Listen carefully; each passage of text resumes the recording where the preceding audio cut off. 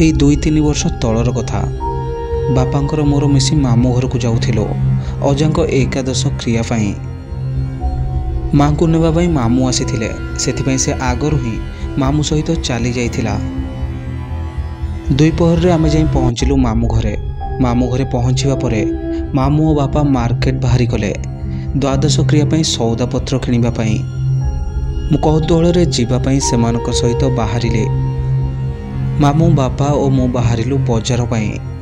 बजार सरू सरू संध्या हो जाई थाए। मामूकर किछि काम थिबारो से किछि समय बजार रे रहिबे बोली कहिले। मामू एकुटिया लोक, सेपटे घरे मध्य बहुत काम। तेणु बापा मामू को आश्वासन दे कहिले मु घर को जाउछि, तुमे काम सारी आसीबो। मु आ बापा मामू घर को फेरिलु। मामू बजार रे रहिले। सौदा पत्र सब आमे सांगरे नहीं आसी थाओ।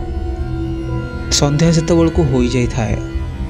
पूर्णिमार चंद्र किरण रास्ता रे पड़ी आलोकित करुथाए सत, हेले निछाटिया रास्ता रे चालिबाको भारी भय लागु थाए।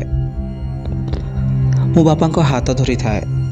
बाबा गोटे हाथ रे सौदा बैग और आर हाथ रे मते धरी थांती, कारण बापा जानती मु भारी डर कुराटे। बजार रु घर को फेरिला बेले एक केला बस्ती पड़े। से रास्ता दे आमे जाऊ थाओ। खूब निछाटिया चाल छपर घर मध्यरे समस्ते जपरी लुचि रहिछन्ते। केही कुआडे देखा जाऊ नथिले। केला बस्ती पार होई एक पोखरी पड़िला। सेतबेले लागुथिला जेपरी आमको केही अनुसरण करुछि। पूर्णिमा चांद किरण रे तार छाई देखा जाऊ थाए। मते भारी डर लागिला। मो बापा को कहिले। से कहले अरे नाई से किछि नुहे, तुमिति डरिबु तो साहसी हेबो केमिति। बापा को कथारु लागुथिला बापा जेमिति आगरु जानि सारिछन्ते जे आमको केही अनुसरण करुछि, हेले मते आश्वासन देवा पई से एमिति कहउछन्ते।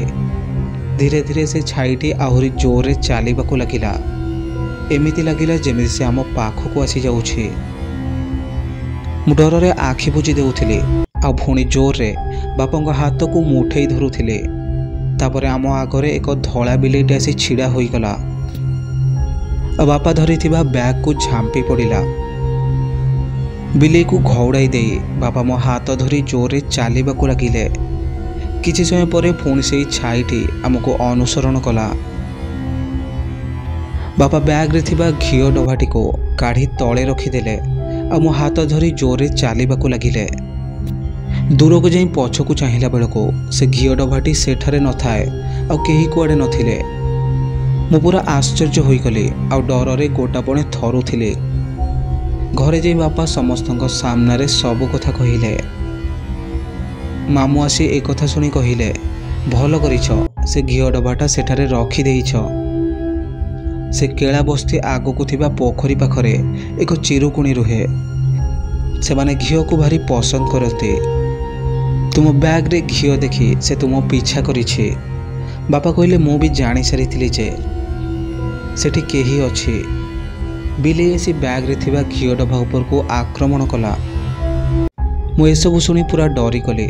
मते 2-3 दिन धरी ज्वर होई गला। गुणिया पाखक नहीं झड़ा फुंका करिबा परे मु भल हेले। यार द्वितीय भागरे आउ एक सत्य घटना उपरे आधारित कहानी कहिबे। आशा करुछि आपण माने सुनिबे निश्चय एवं मतामत रे जणाइबे आपनको कहानीटी किपरि लागिला।